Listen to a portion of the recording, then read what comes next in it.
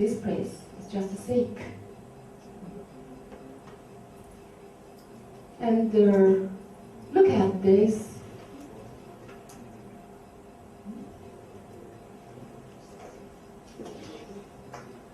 Can you see? Yeah, this what? It's a calcification. Calcification. The ultrasonography is not special to find the calcification, but sometimes if there are so many calcification or some, we can see some there. And there is another characteristics. We can say if we draw a line here and draw a line here, it means the ratio of the deep to the length, the ratio, it's nearly 1 or larger than 1. So if there are some benign lesions, usually this ratio is less than 1. Okay, this patient is invasive ductal breast cancer. Can you describe the anatomy of the anatomy of the image? Anatomy. Okay. Yeah, just like this one is normal, and then we move to the abnormal ones. This is the skin. This is the skin, the light one. This is skin. And below the skin, from here to here is the fat layer. And from here to here is the breast layer, breast gland, breast tissue. And this mass. The lobes and the ducts, everything. It's including the lobules. Yes. The ducts. We cannot separate the lobules or the lactophagus duct in the US views. Yeah, just the breast tissue. Yeah, mixed together, breast tissue. Yeah, and we can see this mass is from the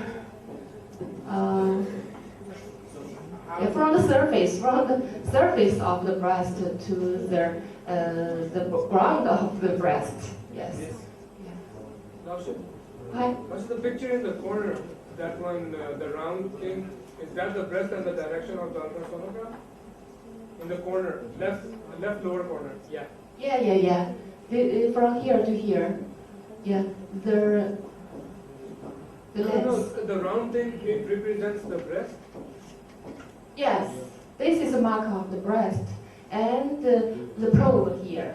Oh, the probe is there. Yeah, probe is here. So we can, the report is there is a mass in the external and the lower. Left lower corner. Right, please. You know this is axially, so it's the right breast, and the external and the lower quadrant.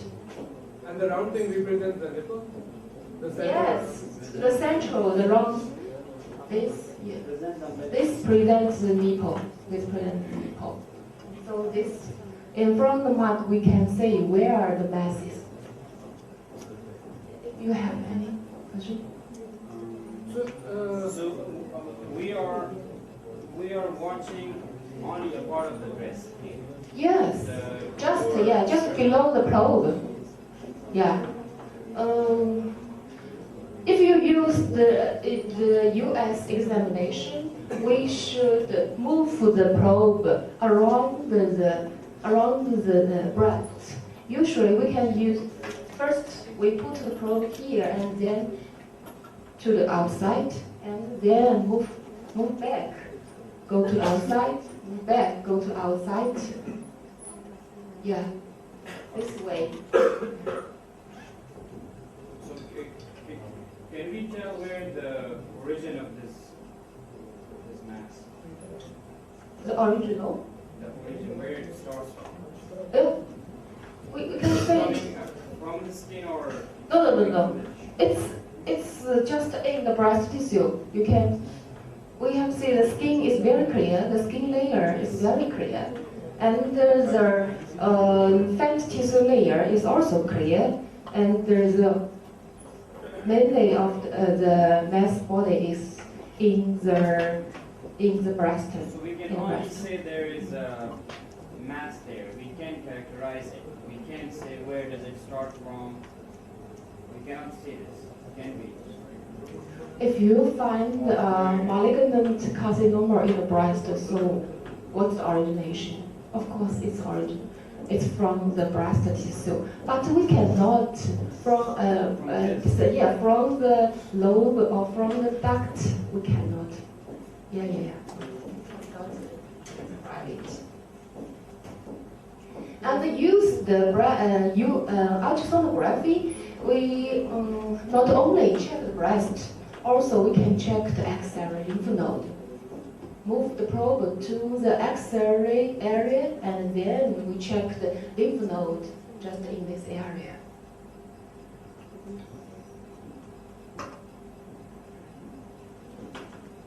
Okay, the digital mammography and ultrasonography is the most useful tool examination in the breast diagnosis. And then we have moved to another examinations. It's named magnetic resonance imaging.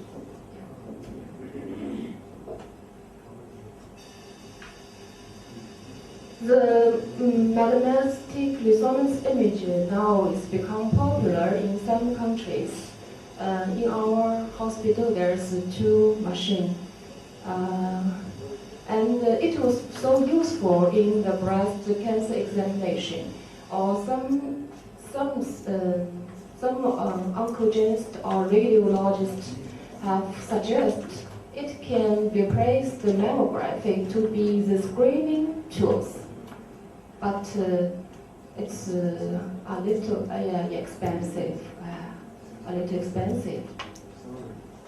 So now it was usually used in estimate the mass to do if some person diagnosed is the breast carcinoma after biopsy, we have to know this patient is a breast cancer patient, and then we do the MRI. So why do the MRI? Because we should have a treatment plan. So use this imaging. We can say where the mass is, and for example, from this picture, the mass is just in the middle of the breast. So if you just follow palpation, you will say, oh, okay, we can conserve the breast. But use the MRI, we can see, the specular structure, and some structure is lead to the muscle under the breast. Maybe sometimes it will invade to the breast skin or invade to the nipple. So the operation is different, and maybe to this kind of patient, we should firstly do the chemotherapy.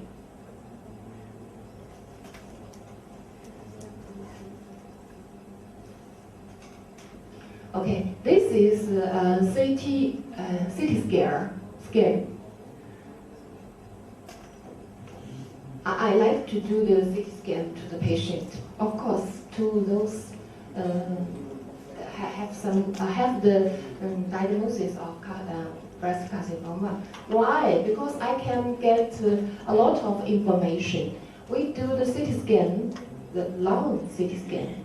So we can see if there's metastasis regions in the lung, the firstly, and second, I can find where the lesion is, and if there's some invasion to the skin, to the muscle, or to the nipple. The second, and the third, the CT scan can also show us the axillary areas. So I can also see the lymph node metastasis there. So a chest CT scan, or we say a lung CT scan, can provide us so many information. So I think I like this examination. This is the reconstruction picture. This is reconstruction by the computer. So from this picture, we can say the lesion is also in the external and the lower quadrant of the breast.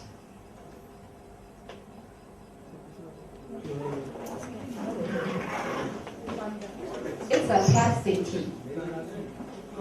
We have such kind of a machine about 2 years ago in our hospital.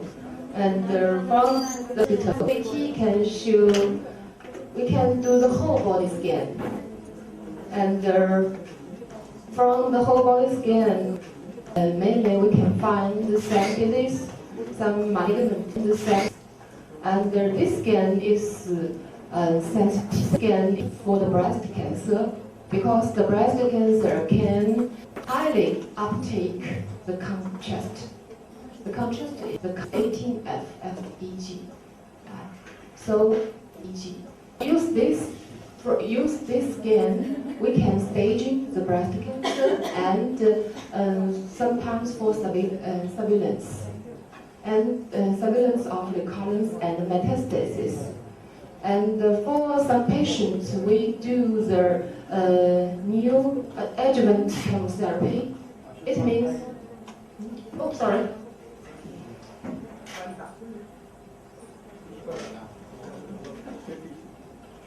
For some patients, we do the neoadjuvant chemotherapy. It means we didn't do the operation first. We just do the chemotherapy first before the operation. If you can use the PET CT to surveillance the lesion, it will more precise. So how expensive is? It's about 10,000 yuan once. Yeah, 人民币.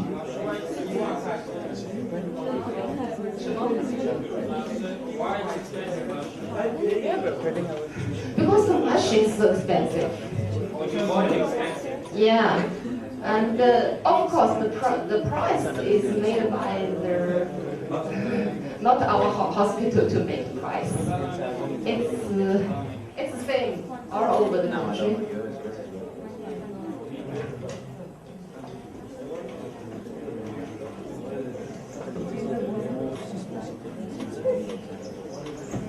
Okay, next examination is cheaper. Cytology of the discharge. Some patient will complain of the discharge of the nipple. Go to our hospital. If the discharge is bloody, we will suspicion it. Or if it's malignant disease, so we should do the cytology of the discharge. And another useful examination is ductoscopy. Use a very, very small needle through to the nipple, and then we have such kind of ductal imaging. In this duct, we can see there is a mass, obstructed duct. And what the mass is, it's in the lactopharyngeal sinus. Yeah, papillary, intraductal papillary.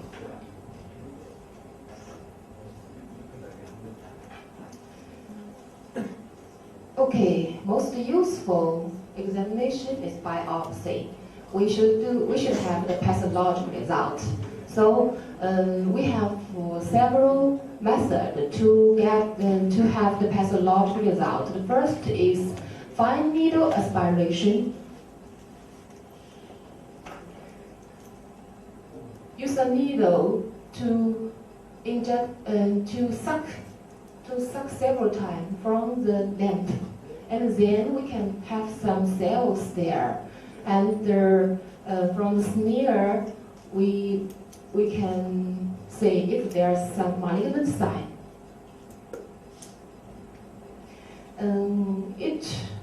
It needs a very experienced cytologist, and the result is not so correct. Maybe it's just sensitive. Maybe just 40 to 50 correct rate. Sensitivity? Yeah, not yes sensitivity. Not specificity.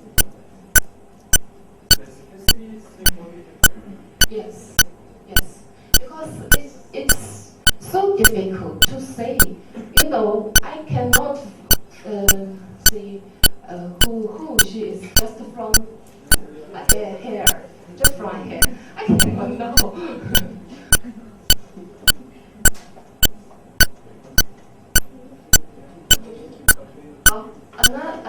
Another biopsy method is cold needle biopsy. So there's two methods. We call it mammotome. There's two kinds of mammotome machines. This is ultrasonographic guided mammotome. In our hospital is this machine. I can do this. And this is the mammographic guided machines. From the mammotome examination, we push the probe in just below the mass of the breast, and then have a vacuum.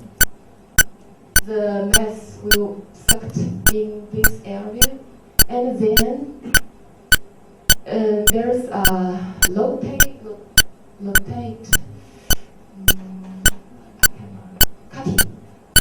cutting goes through here, and then we have a sample. This sample is much more bigger, so we can have more information. We can see the cell, we can see histological structure, so the pathologist can give us a correct diagnosis. Okay, the last method of biopsy is excisional biopsy. We can move the lump totally and then put it to the pathologist. The last one is tumor mark.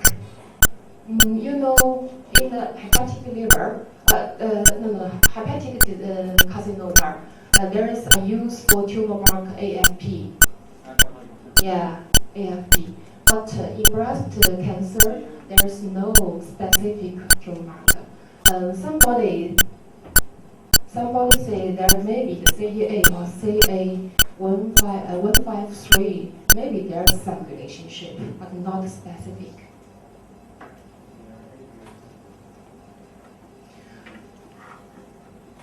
Okay, next we will introduction some disease of the breast.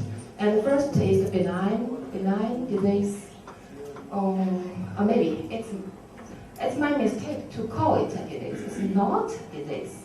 So we say ANDI, the conception of ANDI. It means aberrations in the normal development and involution of the breast. Most benign breast disorders are not disease, just minor aberrations. How it happens? It just happens with the development of the breast, with the menstrual cycle. So usually we call such kind of breast abnormals fibrocystic disease or memory dysplasia. In my clinic time, out clinic time, so many persons go to see me, and most of them So for this patient, the first important thing is give her the medicine or another thing. Yeah, I think usually I do some explanation to her. And the purpose of the term ANDI is to refrain from calling normal changes a disease or to eliminate the confusion. For this patient, they needn't to have some medicine, just keep follow-up, yes.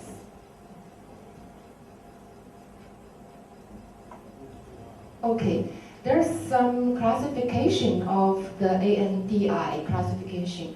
One is the disorder of the development.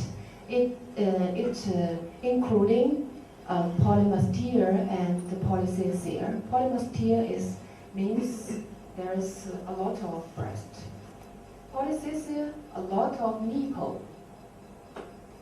From the when our was before the birth, we have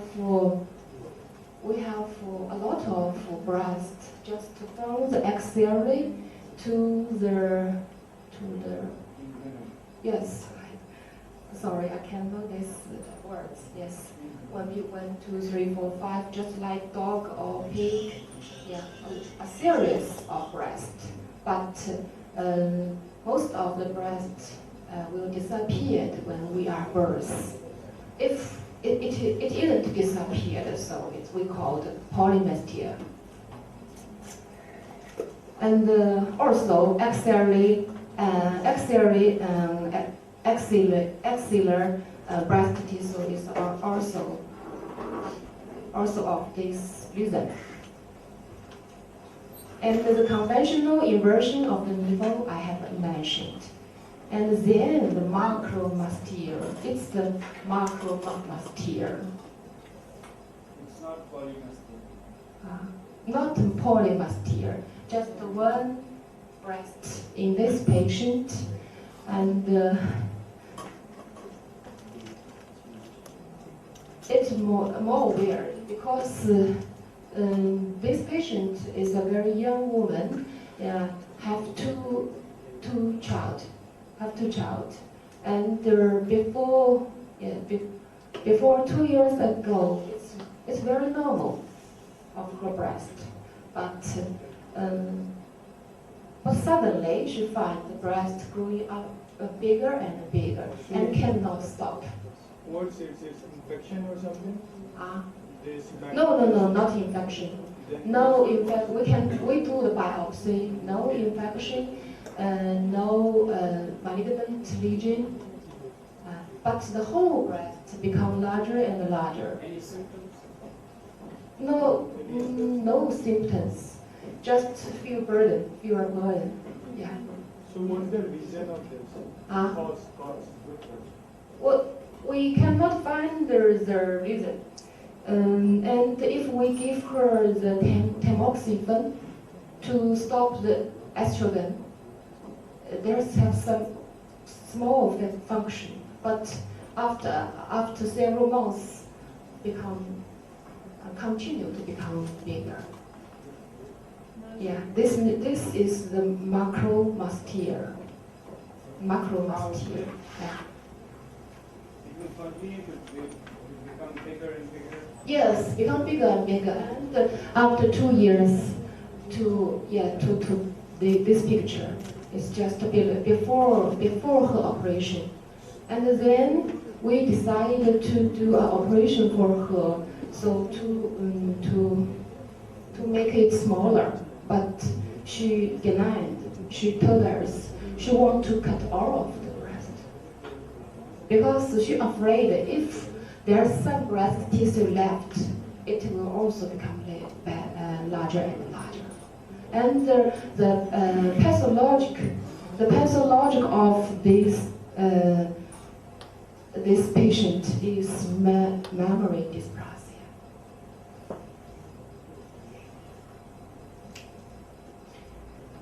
And fibroadenoma, phyllodes, tumors or adolescent hypertrophy is also the ANDI. The next group is disorders of cyclical change. For example, nostalgia and nodularity.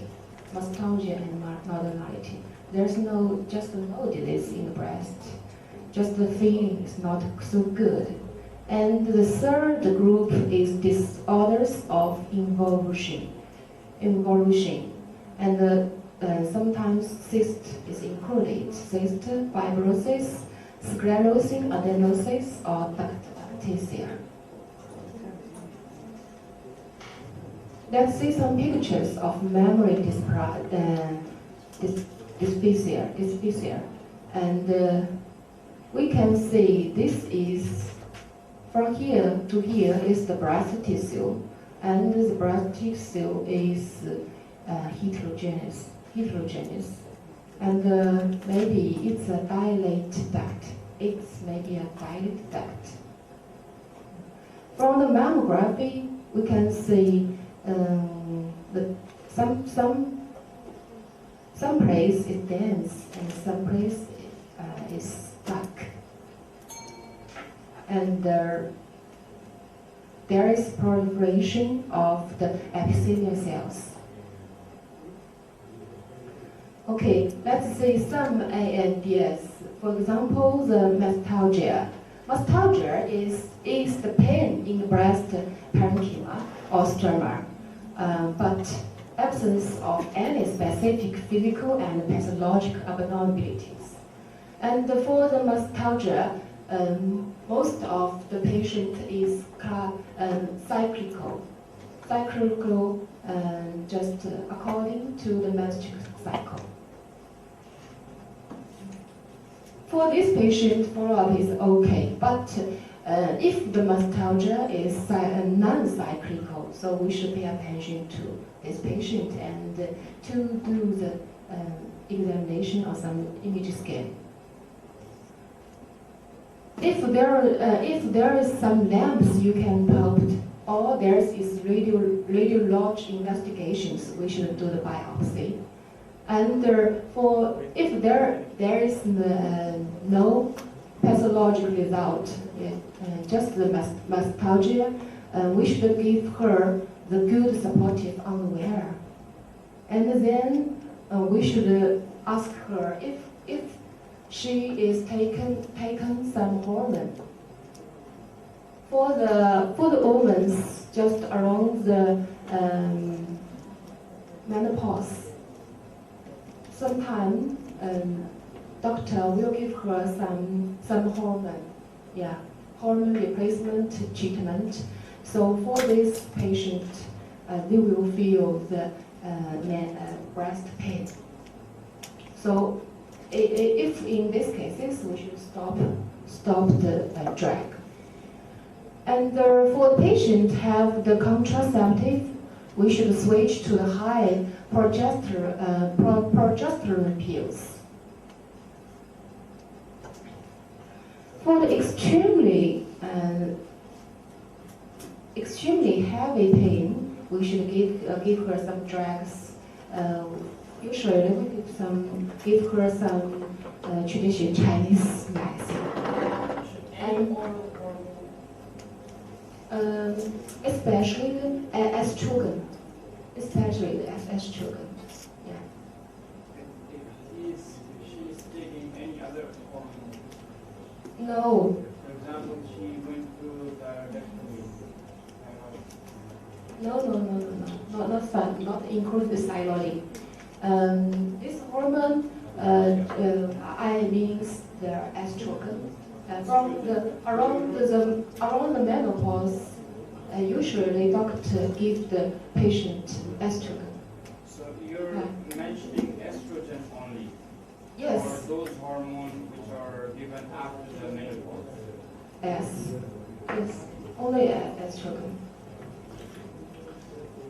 And for the extremely heavy cases, we can give her the tamoxifen. Tamoxifen is an antagonist of estrogen. Next disease is next disorder is breast cyst.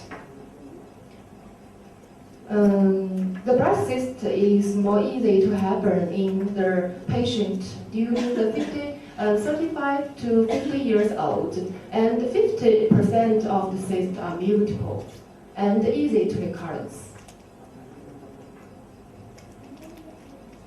And if the patient has a cyst, maybe it will increase until the menopause.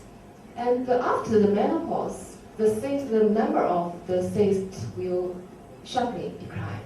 All the signs of the cyst will sharply decline. For the cyst, if we can see clearly from the ultrasonography. And if you're sure this is a cyst, we should not do the operation, just do aspiration. For the cyst larger than 3